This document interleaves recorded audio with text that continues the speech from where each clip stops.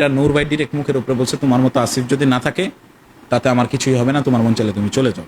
একটা মিটিংয়ে ওরা যখন আলাদা হইল, বিনিয়ামিন মোল্লা ভাই এবং আরিফুল ইসলাম আদিব ভাই ওনারা গণ অধিকার পরিষদের সেন্ট্রাল কমিটিতে সদস্য পদ নিয়েছিলেন। নেওয়ার কারণ ছিল কাউন্সিলে ভোট দিবেন এবং গঠনতন্ত্র অনুযায়ী এটা গঠনতন্ত্র ভায়োলেট করছে, তারা গঠনতন্ত্র ভায়োলেট করছে এই অভিযোগটা এনে তারা একযোগে 22 জন পদত্যাগ করবেন ঢাকা ইউনিভার্সিটির শাখা আসিফ মাহমুদ সজীব ভুইয়ার নেতৃত্বে।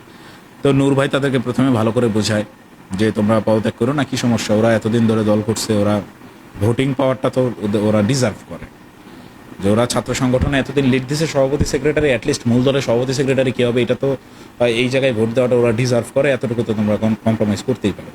তো তখন আসিফ মাহমুদ সজীব ভাইয়া বলছে যে না, এটা আমরা মানবো না। মানে তারা চাচ্ছিল, আসিফ ভাই বিশেষ করে চাচ্ছিল যে এই ইস্যুটাকে কাজে লাগায়, এই যে গণতন্ত্র ভায়োলেট হয়েছে এটা করে এখন ইয়ামিন মোল্লারে সরায় দিয়ে ও তারা হবে সভাপতি সেক্রেটারি, এরকম ছাত্র অধিকারে। হ্যাঁ, ছাত্র অধিকারে।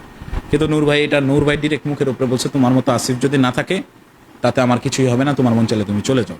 তারপরের দিনই আসিফ ভাই 22 জনকে সহ একসাথে পদত্যাগ করে চলে গেল।